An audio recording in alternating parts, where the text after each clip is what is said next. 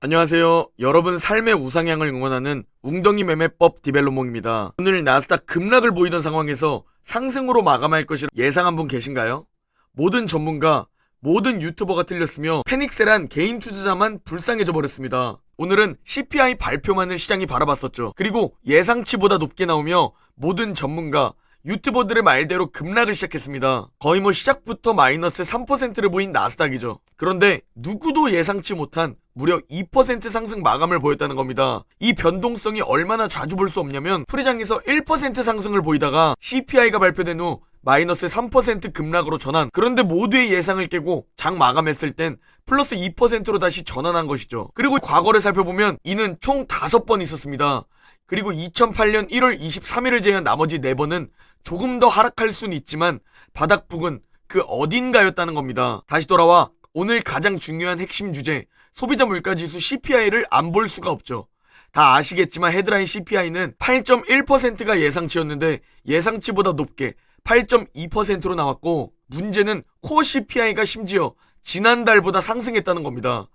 근원 소비자 물가지수는 정점을 찍지 않았다는 것이죠. 지난달에는 6.3%가 나왔고 이번 달 6.5%로 상승을 예상했지만 예상보다 높게 6.6%로 나온 겁니다. 그리고 CPI를 세부적으로 살펴보면 먼저 유가 하락으로 인해 에너지 부분에서 마이너스 2.1%가 되었는데 문제는 현재 유가는 오펙 플러스 감산 발표 이후 계속 반등을 보이고 있다는 것이고 이는 유가가 반등하면 다음 달 발표가 불안해지는 요소죠. 그리고 유가가 해결되고 나니 현재 가장 문제가 되는 것은 바로 미국의 주거비 즉 임대료가 문제입니다. 이 부분이 미국의 인플레이션에서 무려 30% 이상을 차지하는 비중이기에 상승폭이 적더라도 굉장히 큰 문제가 되는 것이죠. 그런데 이제 부동산은 하방을 향하고 있습니다.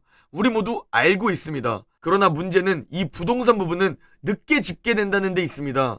주거비로 인한 인플레이션이 잡히려면 좀 더 시간이 걸릴 것이라는 것이죠.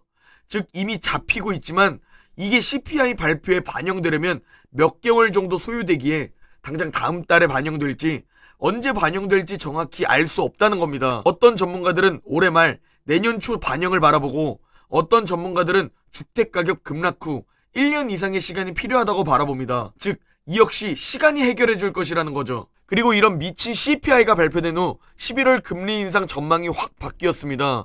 75bp 인상은 당연시되어 95.8%를 전망하고 50bp는 사라지고 100bp 인상 전망까지 나타난 상황입니다.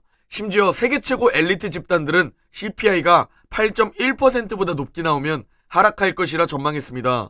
우리 같은 개인 투자자가 아니라 이 분야에서 돈 받고 일하는 세계 최고의 엘리트 집단도 틀렸다는 겁니다. 거기에 모든 전문가, 모든 유튜버 분들이 CPI가 8.1%보다 높게 나오면 급락, 하락할 것이라고 예상했습니다. 그리고 저도 마찬가지입니다.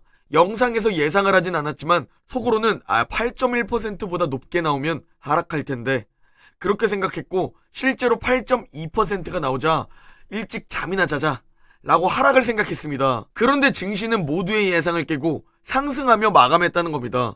모든 전문가들의 말을 듣고 8.2% CPI를 보고 숏에 베팅한 개인 투자자들 혹은 패닉셀한 개인 투자자들만 당한 것이죠. 즉 예측은 무의미하다는 겁니다. 제발 맞추려고 하지 말고 길게 봐야 합니다. 그리고 지금 상승에 너무 좋아하지 말아야 할 게 CPI 발표 후 2일차부터 하락한 적도 굉장히 많기 때문입니다. 우리는 그냥 길게 바라보고 끝까지 가는 겁니다. 투자의 핵심은 100m를 빠른 시간 안에 뛰는 것이 아니라 42.19km를 끝까지 완주하는 겁니다. 이게 정말 중요한 핵심입니다. 속도가 중요한 게 아니라 끝까지 그리고 최대한 멀리 가는 사람이 승리하는 게 투자라는 겁니다. 워렌 버핏은 실제로 80년 넘게 달려가고 있으며 우리가 아는 세계 최고의 투자자들은 절대 단거리 달리기가 아니었다는 겁니다. 우리도 멀리 바라보고 시간을 활용해야 합니다. 자, 다시 돌아와서 그렇다면 오늘 모두의 예상을 뒤엎고 대체 왜 상승했던 걸까요? 먼저 첫 번째, 기업들의 실적 발표가 있었는데 생각보다 잘 버텨주고 견고했다는 겁니다. TSMC는 어닝 비트를 발표했고 EPS와 매출 모두 예상치를 상회했습니다. 그리고 무려 매출 이익률이 50%나 되죠. 거기에 가이던스 역시 나쁘지 않았고 이게 반도체 및 기술주 랠리를 주도했죠. 거기에 월그린, 델타항공, 도미노피자 그리고 블랙록까지 생각보다 탄탄한 실적을 보여주며 경기 침체 우려가 너무 과했나?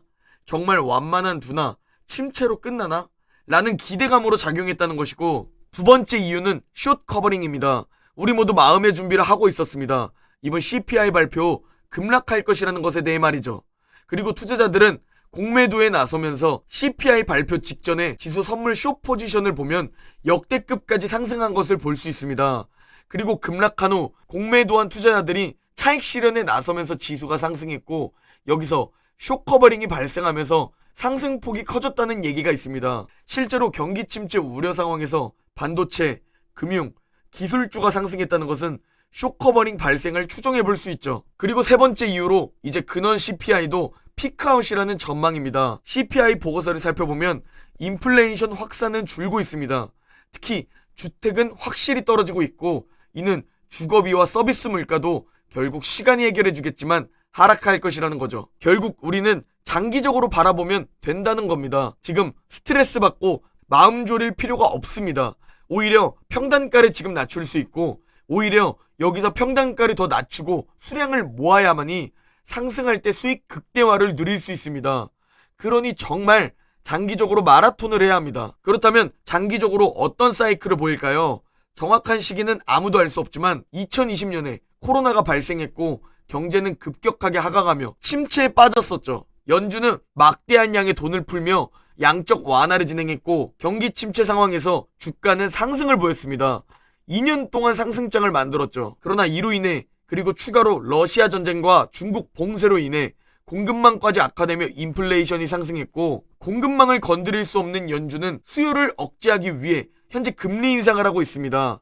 인플레이션을 둔화시키기 위해 말이죠. 그리고 연준은 의도적으로 경기 침체를 바라보죠. 그래야 인플레이션이 비로소 둔화되기 때문입니다. 연준의 의도대로 경기 침체가 오고 인플레이션이 둔화를 보이기 시작하면, 혹은 경기가 너무 빠르게 하강하면 연준은 언제든 다시 통화정책을 변화할 겁니다. 그리고 주가는 다시 상승하는 시기가 또 오죠. 그럼에도 지금 줍줍해야 하는 이유는 주식시장은 경제 사이클을 선행하기 때문입니다. 무려 1년 정도 선행하기 때문에 지금 주식시장은 경기 침체를 조금씩 반영하고 있는 것이죠. 그리고 경기 침체가 발생되고 있을 때 이미 주가는 바닥을 찍고 상승하고 있을 거란 겁니다. 이 시기는 아무도 맞출 수 없기 때문에 무섭더라도 이 구간에서 분할 매수해야 하며 웅줍하며 버티는 구간이 있어야 하는 겁니다.